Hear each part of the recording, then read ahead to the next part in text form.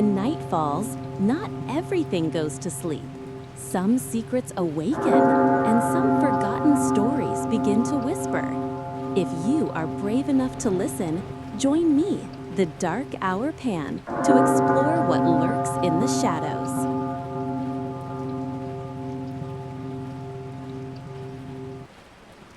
Chapter 8: The Black Wolf's Secret. Fenrir's confession did not echo. It seeped into the air, freezing the silence into an invisible, icy block. The temperature within the sanctuary seemed to drop abruptly. The warm silver light of the lifeblood and the emerald glow of the sacred moss, when cast upon Fenrir's dark-armored figure, weakened, bending unnaturally as though trying to avoid a silent black hole devouring life itself. For Silas, it was the sound of an entire past collapsing. For Alara, it was the death knell of her defense plan. For Pan, the initial shock was swiftly replaced by a primal, freezing fury. He could feel the lifeblood beneath his feet trembling, not from fear, but resonating with his rage. Fenrir stood there, eerily calm amidst the storm of hostile emotions. He was not a warrior preparing for battle, but an executioner gazing upon his condemned. "Your silence is the loudest answer," he said, his voice utterly unshaken. "You cling to a world already dead." "Shut up!" Alara roared.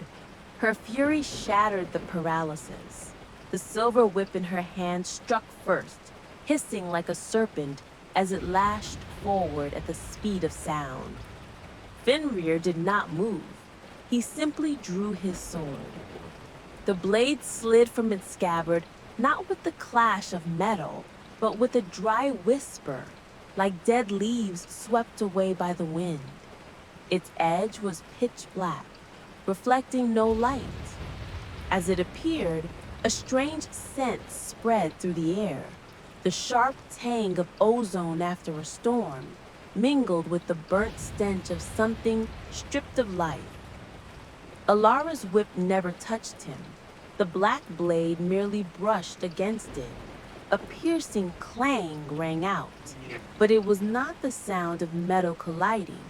It was the shriek of the whip's silver blades in agony.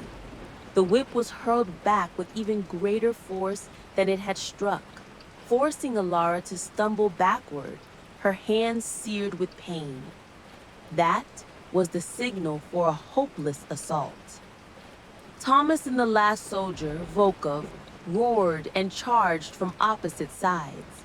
Daphne stomped her foot hard upon the ground, sending dozens of sharp roots bursting upward like spears, all aimed at Fenrir. And then the dance of death began. Fenrir moved with an eerie grace. He did not block, nor did he evade with brute force. He was simply there, and every strike either slid past or was nullified. He used the flat of the black blade to deflect Thomas's spear, nearly causing him to stab Volkov instead.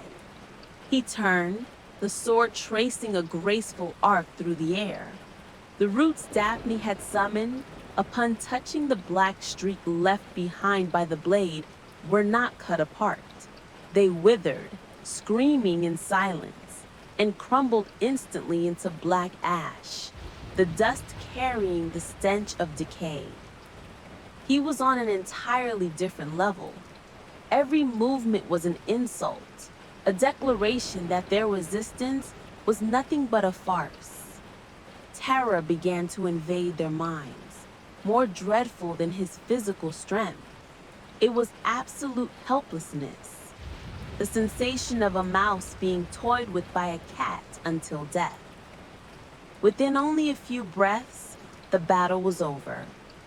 Thomas and the last soldier, Volkov, lay motionless on the ground, not gravely injured, but disarmed and incapacitated. Alara gasped for breath, whip still clenched in her hand, yet she dared not strike again. Daphne retreated, her face pale as she sensed how effortlessly life itself had been undone. Fenrir stood among them, his armor unscarred, his chest unheaving. He was like a statue of war, cold and immutable. And then, amid the silence of defeat, he turned his head. His deep, emotionless gaze passed over all the others. It found Pan and locked on to him. The brutal play just now seemed nothing more than a prelude, and now the true protagonist was finally called forth. "You," he said, and this time his voice seemed meant for Pan alone, a deathly whisper cutting through the void. "You feel it, don't you? The resonance." Pan did not reply. The primal fury within him had subsided, giving way to a chilling, razor-sharp focus. He could feel clearly the currents of the lifeblood surging beneath his feet, like blood racing faster through his own veins. He could hear its whisper, a mournful song of life under threat. And he realized Fenrir could hear it too.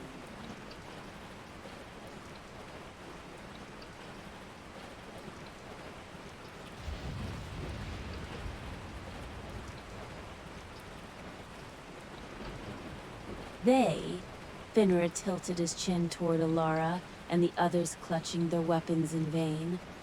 They are nothing but leaves clinging to a tree that has long since rotted at the root.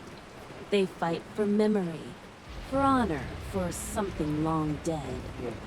But you are different. He stepped slowly toward Pan. Each footfall was heavy, like the toll of a funeral bell. The black blade in his hand remained still, yet Pan could feel its hunger, an invisible mouth poised to devour every trace of life. "You are the root," Fenrir continued, his voice carrying a cruel truth. "You are directly bound to the lifeblood.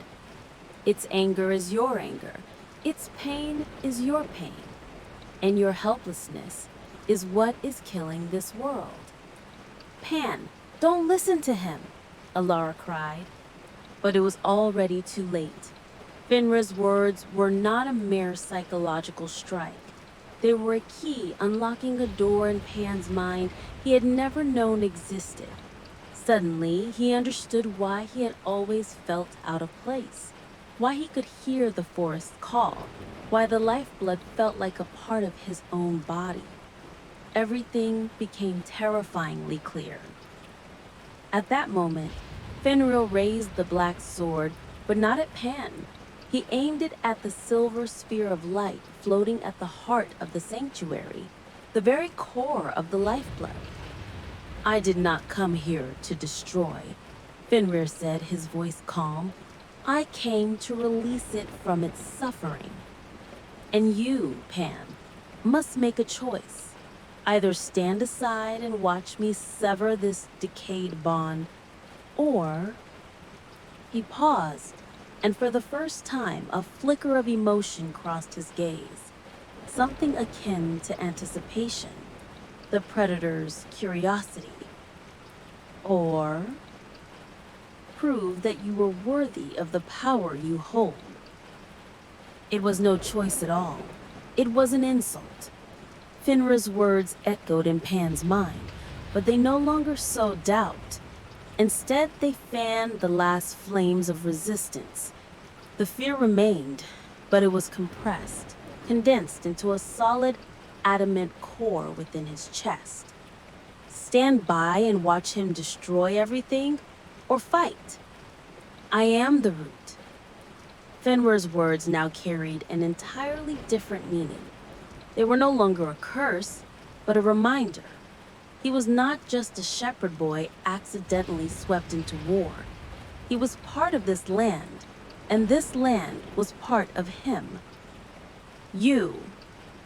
Pan spoke, and his voice no longer trembled. It was deep and steady, surprisingly resolute, echoing with the strength of the earth beneath his feet. You have no right to decide that. The moment the words left his lips, the lifeblood roared in answer. The emerald glow of the sacred moss on the walls and floor suddenly blazed with ferocity, banishing the chill Fenrir had brought. The silver sphere of light, the heart of the lifeblood, began to throb harder, each pulse sending waves of pure energy rippling across the sanctuary. Pan stretched out his hand, not to strike, but in a primal gesture of protection.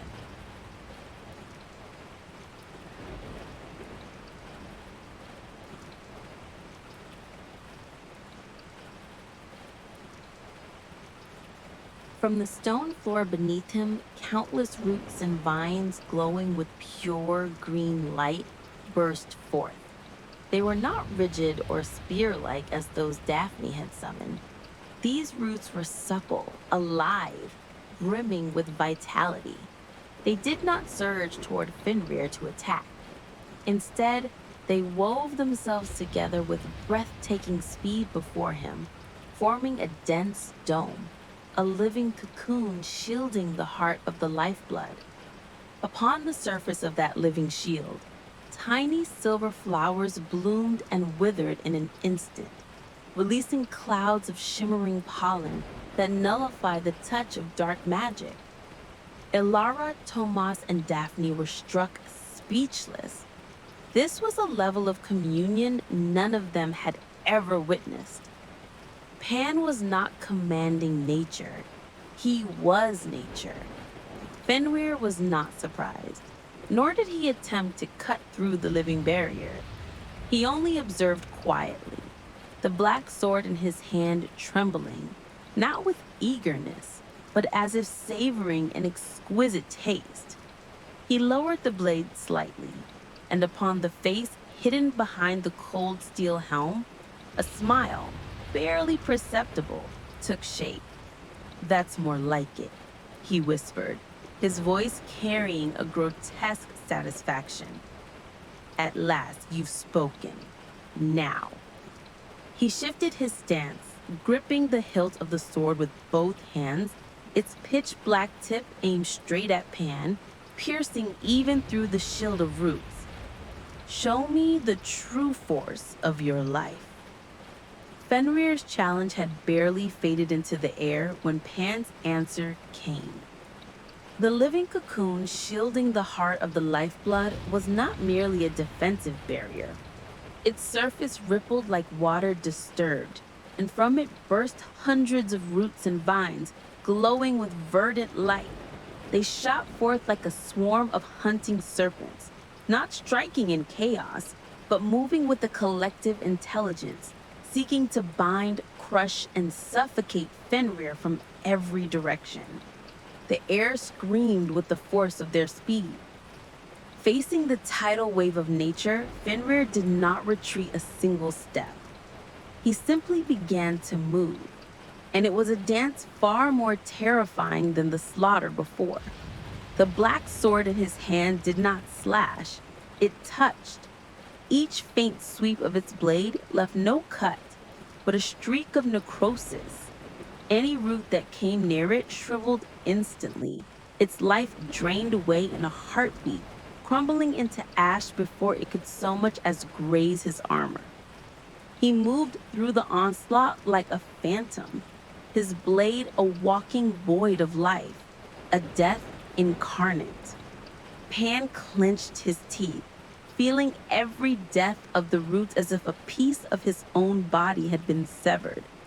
The physical pain was negligible, but the loss of vitality stabbed at his chest. He understood now.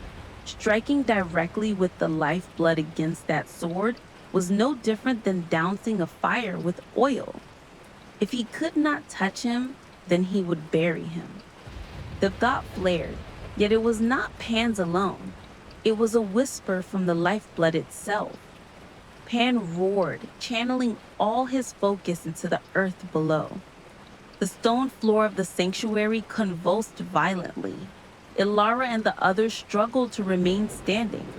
Beneath Fenrir, the ground cracked open.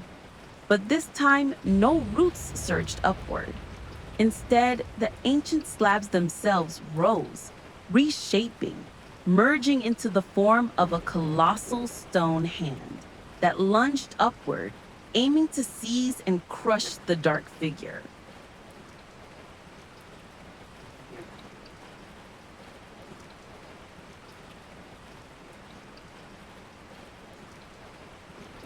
Simultaneously, the sacred moss along the walls and ceiling blazed with light. Billions of spores, glittering like emerald dust, erupted into the air, forming a dense mist around Fenrir, striving to slow his movement, to blind his sight. This was the sanctuary's all-out assault, driven by Pan's fury. Well done, a calm voice spoke from within the onslaught. And then the shadow was gone. The massive stone hand clenched shut with the thunderous crash that shook the sanctuary, but it held nothing but air. Fenrir had moved with inhuman speed, faster than even stone and earth could react. He reappeared directly before Pan, so close the boy could see his own warped reflection in the blackened helm. Time seemed to stop. Ilara managed only a desperate shout. Careful! The black blade did not stab. Instead, Fenrir reversed the hilt and drove it hard into Pan's chest. The strike left no wound upon his skin, yet Pan felt as though a shard of ice had been driven straight into his soul. The bone-deep cold spread from the point of impact, paralyzing his body and, far worse, severing, if only for a moment, his sacred connection to the lifeblood. Gah! Pan collapsed to his knees, both hands clutching his chest, his breath turning into mist. The giant stone hand instantly lost its life, crumbling into a heap of rubble. The glow of the lifeblood and the sacred moss dimmed as if they too could feel his pain. The world around him blurred. The cold in his chest was not merely physical. It was an abyss swallowing his consciousness. He felt himself falling, not onto a frozen stone floor, but into a dark void of failure and despair. And then he felt warmth. The darkness melted away, giving space to the gentle golden light of a summer afternoon. He was sitting on a hill of lush green grass in the mystical valley of Valamora, where he had spent countless days herding sheep. The fresh air carried the fragrance of wildflowers and damp soil. Sheep bells chimed softly in the distance. Everything was strangely peaceful. A warm hand rested gently on his shoulder. "What troubles you this time, Pan?" Pan turned. Beside him sat Grandma Irene. Her kind eyes shimmered beneath the sunlight, her smile radiant enough to chase away any winter. She wore her simple daily dress, her silver-streaked hair neatly braided. She was no illusion. She was real, down to every detail. "Grandma Irene?" He choked out, his throat tight. The rage, fear, and helplessness from the sanctuary dissolved, leaving only boundless longing. She did not ask about the battle, about Fenrir, or about the lifeblood. She simply gazed at his chest, where his hand was still clenched unconsciously. When a branch breaks in the storm, do you think the tree abandons it? She asked softly. Pan shook his head.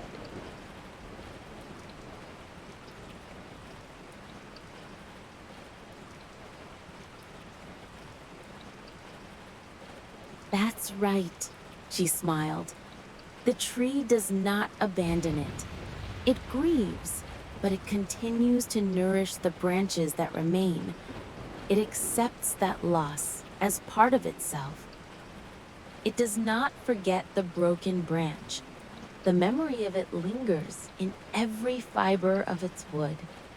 My boy, vitality is not about never falling.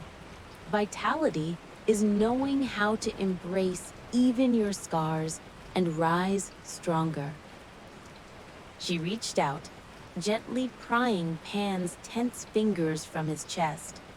Then she placed her warm palm over the very spot Fenrir had struck.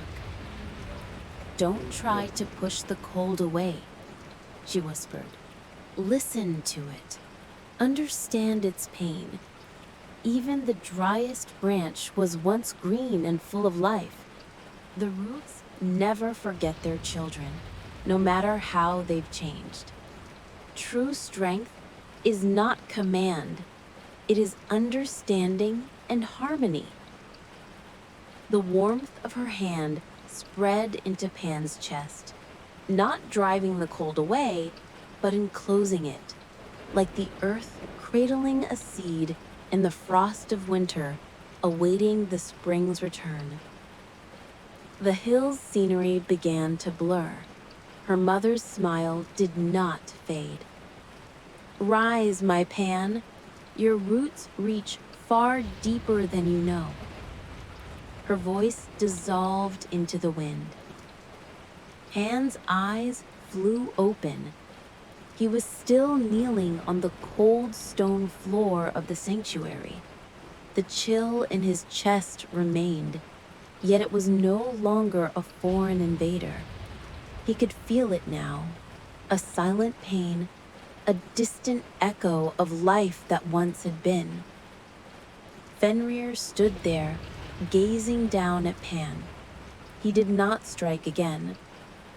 You wield its power, he said, his voice cold, laced with cruel doctrine. But you do not understand its nature. You only scream and demand like an infant crying for its mother's milk. Do you even know why it suffers, Pan? Pan lifted his head, his eyes, once blurred by shock, now turning clear. Because you are forcing it to fight against a part of itself, Fenrir continued, his words like another blade, one that cut straight into truth. This sword, it was forged from a dead branch of the lifeblood, a branch your kind abandoned, left to rot in the shadows for millennia. That truth struck heavier than any physical blow. It left Alara and Daphne frozen in silence. That sword of destruction was born from the very source of life itself. You think I came here to destroy. Fenrir shook his head, and for a moment, Pan felt as though he were being seen through, beyond, to the faintly pulsing silver sphere of light behind him. I came to perform a surgery, to cut away the festering tumor that clings to life and dares call itself its protector, so that the rest may heal. He raised the black sword, this time aiming its tip directly at Pan. But perhaps before the cure, the infection must be removed. The weak have no right to remain bound to the roots. Just as he prepared to strike the final blow, a furious cry shattered the air. You bastard!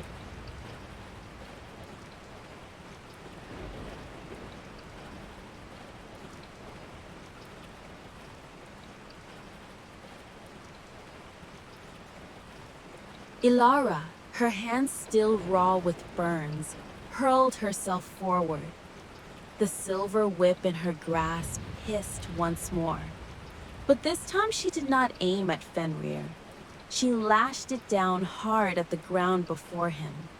Dozens of silver blades embedded themselves deep into the stone floor, and with a roar, Ilara pulled with all her might.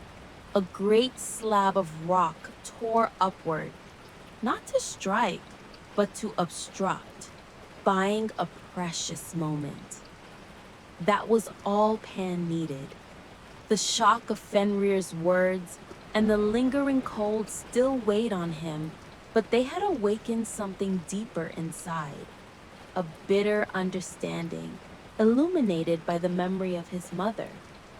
The lifeblood was in pain. Fenrir had been right about that. But his solution was death, annihilation. No, Pan told himself, recalling Irene's words. The answer was to grow stronger by embracing even the scars. He did not try to force a reconnection with the lifeblood through sheer will. Instead, he did the opposite. He opened himself. He accepted its pain. He embraced even the dead branch Fenrir had spoken of. He no longer commanded, he listened. And the lifeblood answered. The cold in Pan's chest did not vanish. It was wrapped, soothed by a warmer current of energy, something older, deeper.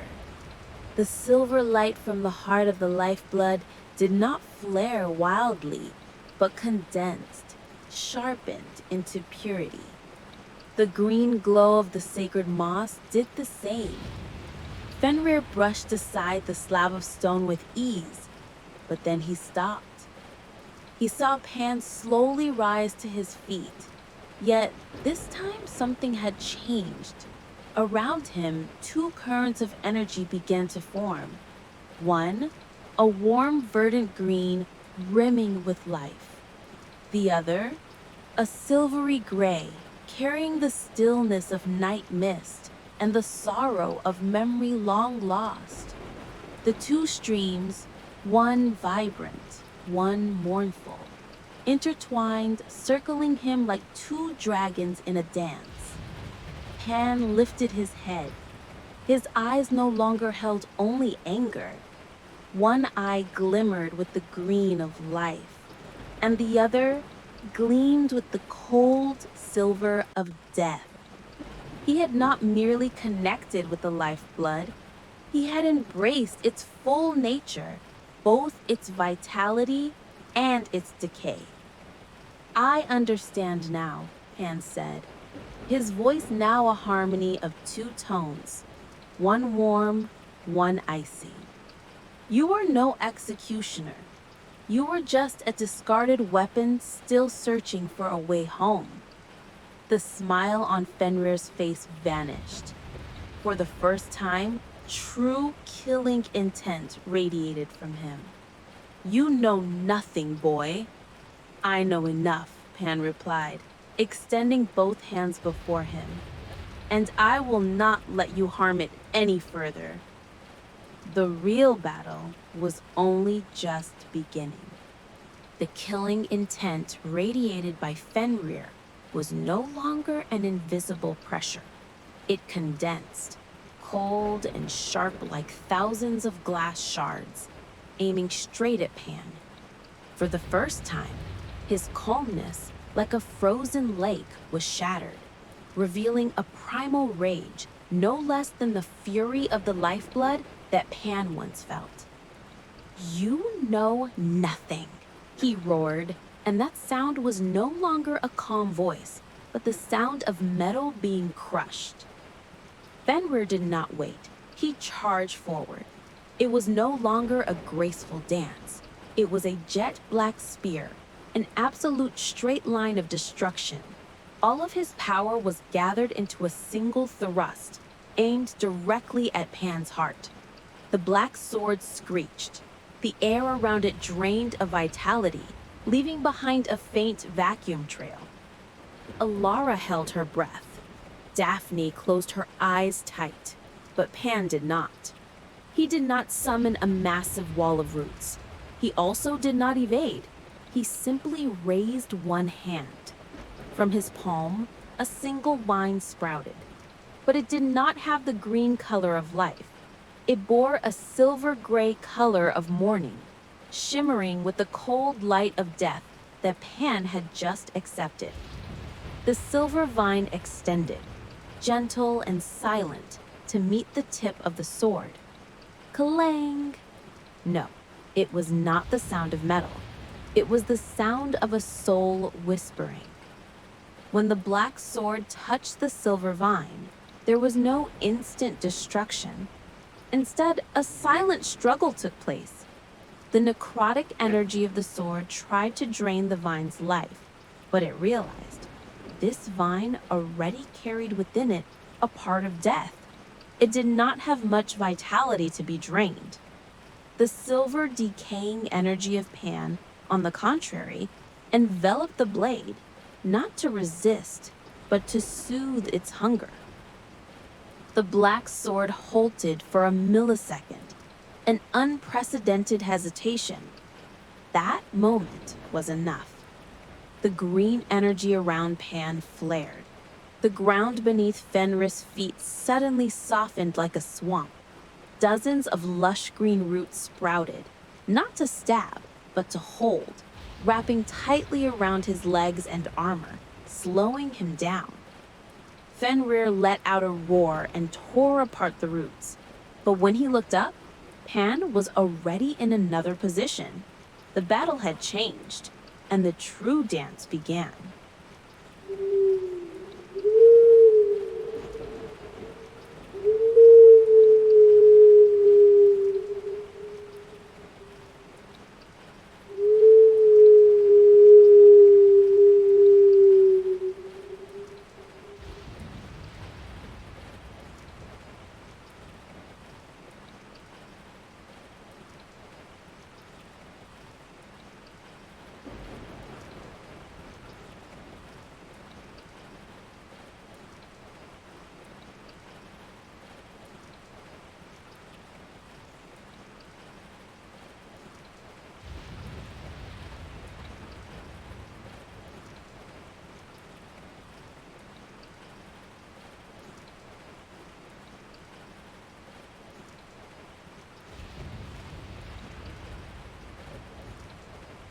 It was a dance of two extremes. Fenrir was the storm of destruction, each of his strikes a death sentence for the space around him. He attacked relentlessly, brutally, and directly. But his opponent was no longer a fixed target. Pan moved like a leaf in the wind. He did not confront the power of the black sword head-on. He used his own withering energy to deflect it, to neutralize it. Silver vines sprouted and then dissolved, like sorrowful memories. And each time they touched the black sword, they lessened its fury. And while the silver energy was used for defense, the green energy was used for renewal. The stone ground scarred black from Fenrir's strike, exuding a stench of decay. Immediately, Pan glided past, and from that scar, sacred moss sprouted again, greener than before. The air suffocated by the sword was purified by tiny silver pollen drifting from hurried blossoms blooming upon Pan's shoulders. He was not fighting to win. He was fighting to preserve balance. "What the hell are you doing?" Fenrir roared, frustration and even a trace of confusion creeping into his voice. "Using its very pain against me?" Pan, gently slipping past a sky-splitting strike, answered calmly. I am not fighting against you. I am listening to it. That answer seemed to insult Fenrir more than any attack. He roared and stomped heavily upon the ground. A wave of pitch-black energy spread from his feet, and every root, every sprout of life within its reach turned to ash instantly. He cornered Pan against the wall, raising the black sword high, ready for a finishing blow, then listened to eternal silence. But when he looked into Pan's eyes, Fenrir froze once more. The boy's two-colored eyes held no fear. They were tranquil, shining with profound empathy. Pan was not looking at Fenrir. He was looking at the black sword. Through the bond just established, he could feel it. Feel the millennia of abandonment, the loneliness of a branch severed from its roots, the endless hunger of a life never fulfilled. It was not a monster. It was only a lost child. Pan understood. To destroy this sword would be to repeat the sin of the past, cutting away a painful part of the lifeblood instead of healing it. The solution was not victory, it was return. Facing the strike about to descend, Pan did something no one could have imagined. He abandoned all defenses. The two currents of green and silver-gray energy around him no longer opposed Fenrir. Instead, they intertwined, then gently flowed toward the black sword. He did not send out power. He sent out an invitation. A voiceless whisper echoed in the minds of all beings within the sanctuary. You do not need to be hungry anymore. You are no longer alone. Come home. The warm energy of life and the stillness of decay wrapped around the black sword.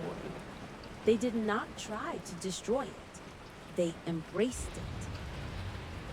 Fenrir froze. He could feel the sword in his hand trembling. The trembling was not of rage. It was of a traveler far from home for 10,000 years, suddenly hearing the familiar melody of his homeland. The pitch-black, absolute darkness of the blade began to ripple, and then, from deep within its core, a faint silver light flickered, then another, then hundreds. Like a night sky full of stars suddenly revealed from the abyss. Its hunger ceased. No, Fenrir whispered, staring at his weapon, at the symbol of his strength and existence, which now seemed to want to betray him. For the first time in his life, he felt the connection between him and the sword waver, not by a greater power, but by an understanding he had never known. His astonishment created a fatal opening.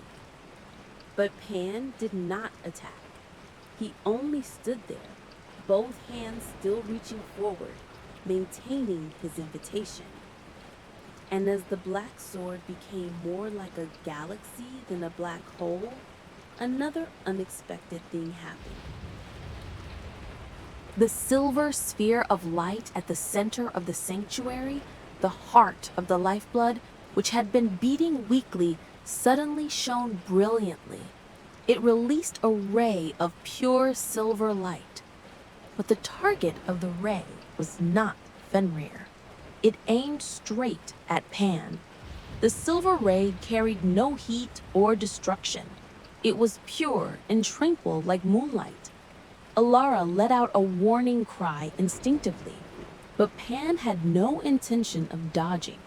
He could sense its intent, not in attack, but in approval and embrace.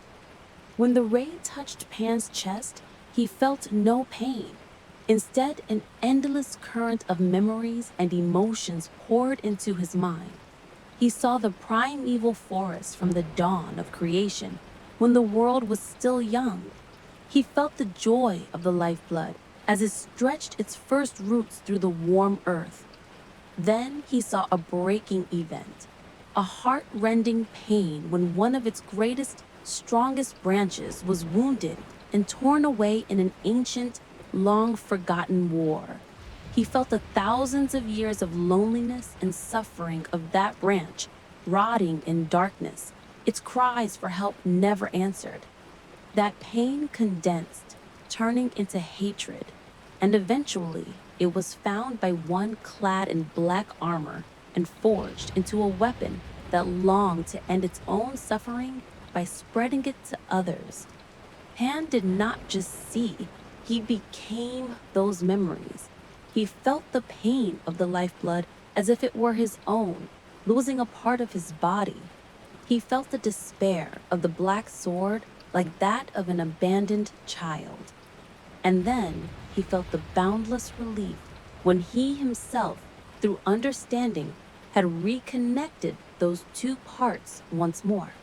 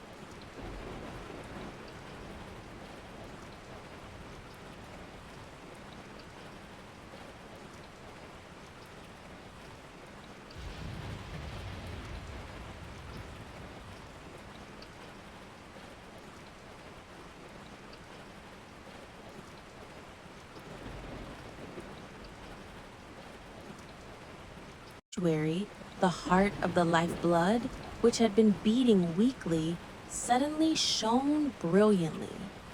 It released a ray of pure silver light. But the target of the ray was not Fenrir. It aimed straight at Pan. The silver ray carried no heat or destruction. It was pure and tranquil, like moonlight. Elara let out a warning cry instinctively, but Pan had no intention of dodging. He could sense its intent, not an attack, but an approval, an embrace. When the ray touched Pan's chest, he felt no pain. Instead, an endless current of memories and emotions poured into his mind. He saw the primeval forests from the dawn of creation, when the world was still young. He felt the joy of the lifeblood as it stretched its first roots through the warm earth. Then he saw a breaking event, a heart-rending pain, when one of its greatest, strongest branches was wounded and torn away in an ancient, long-forgotten war. He felt the thousands of years of loneliness and suffering of that branch, rotting in darkness, its cries for help never answered. That pain condensed, turning into hatred, and eventually it was found by one clad in black armor and forged into a weapon that longed to end its own suffering by spreading it to others. Pan did not just see, he became those memories. He felt the pain of the lifeblood as if it were his own, losing a part of his body. He felt the despair of the black sword like that of an abandoned child. And then he felt the boundless relief when he himself, through understanding, had reconnected those two parts once more. The silence that descended upon the sanctuary was not like the deathly quiet Fenrir had once brought. This was a profound peace, as deep and rich as the humus soil after a rain. The silver light from the heart of the life pulse no longer throbbed erratically. It emanated a gentle, warm aura. its beat now as steady and unhurried as the breath of a sleeping giant. Ilara knelt on the stone floor, her arms still holding Pan tightly. The weight of the boy in her embrace seemed negligible, yet she could feel an infinite wisdom hiding behind those closed eyes. She looked at his serene face, now bearing no trace of fear or anger, only a deep exhaustion. She had thrown herself into battle to protect a shepherd boy, and now the one she held was the savior of the very source of life. She no longer knew how to treat him. What actually happened? Tomas's voice rang out, hoarse and filled with disbelief. He and Volkov had struggled to their feet, their wounds not severe, but the pride of warriors had been crushed. They looked at Pan, then at the silver bow lying on the ground, radiating the pure light of a star. No one answered immediately. Daphne slowly approached, her bare feet seeming to feel every minute change in the earth. She knelt beside the silver bow, but did not dare to touch it. "The land is singing," she whispered, her eyes wide with astonishment. "I have never heard a song so complete. There are no more discordant notes, no more groans from within the earth." She looked up at Silas, who stood silently from a distance, his ancient eyes fixed on Pan. In those eyes, Ilara saw a reverence he had previously reserved only for the life pulse itself. Daphne took a deep breath, and then, slowly, she reached out her trembling fingers and lightly touched the silver bow. The moment her fingers made contact, a gentle warmth spread out. It was not the warmth of fire or sunlight, but the warmth of memory, of forgiveness. From Daphne's fingertips, a tiny green sprout emerged, winding around the bough as if in welcome. Tears began to stream down the forest spirit's cheeks. "It's not in pain anymore," she sobbed with joy. "It has come home." Just then, a soft breath was heard. The group turned.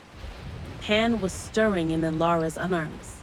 His eyelids fluttered, preparing to open to a world he just saved. A world he now saw with entirely different eyes. His eyelids fluttered, preparing to open to a world he had just saved.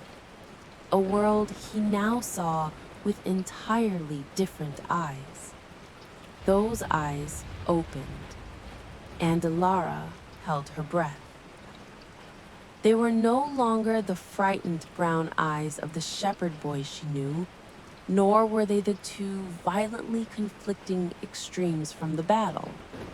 His right eye was a deep verdant green, the color of primeval forests untouched by human feet, the color of the most fierce and resilient life.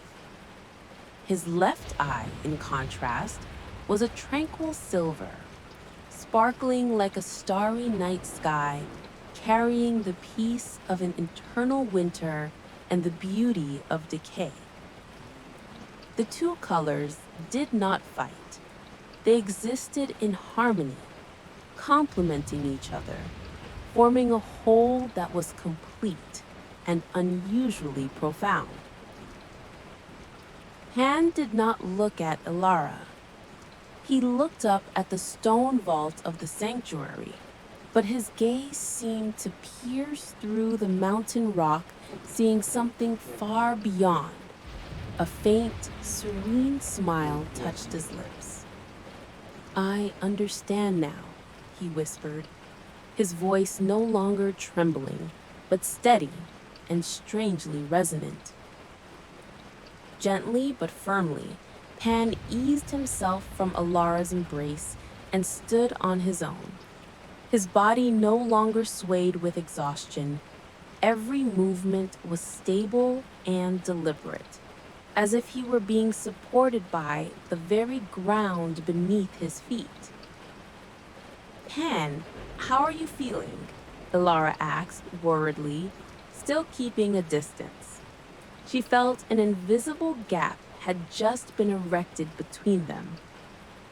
Pan turned to look at her, and this time his bicolored eyes focused on her.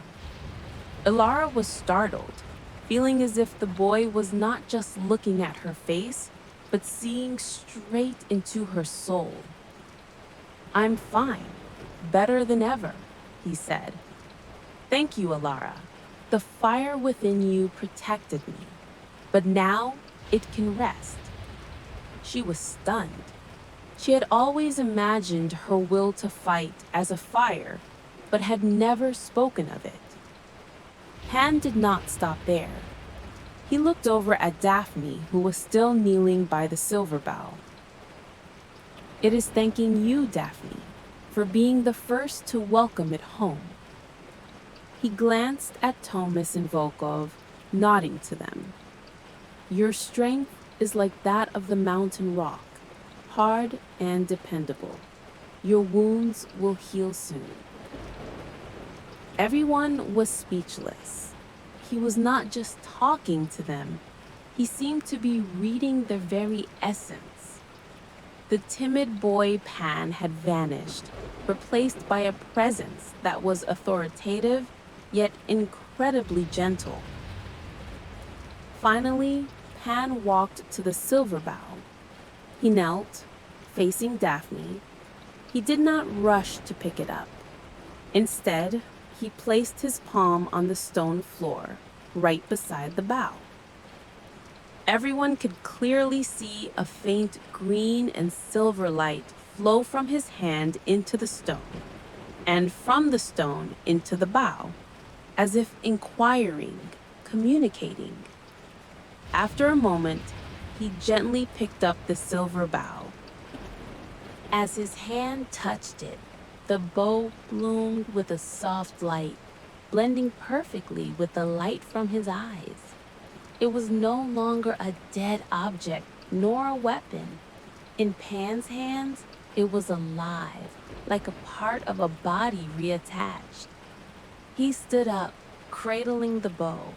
"Fenrir was wrong," Pan said, his voice echoing throughout the sanctuary. "He thought one must cut away the rot to save the tree, but he didn't understand that no branch wants to decay. It is only in pain because it has been forgotten." He looked at each of them, his gaze that of both a boy and a 1,000-year-old sage. The life pulse, our Mother Earth, is wounded, not just here, but everywhere. The barren lands, the silent forests, the dried up rivers, all are wounds, branches crying out in pain. Fenrir and his sword were also born from such a pain. "Then what must we do?" Silas said, who had been silent all along, his voice full of reverence. Pan looked toward the dark entrance of the sanctuary, toward the world outside. "We are not hunting an enemy. We are going to heal, starting with the smallest scars. This bow," he held it high, "will not be a weapon. It will be a guide. It will show us where the need to be heard is greatest." The battle in the sanctuary was over, but now everyone understood a far greater truth. The real war to save their world had only just begun.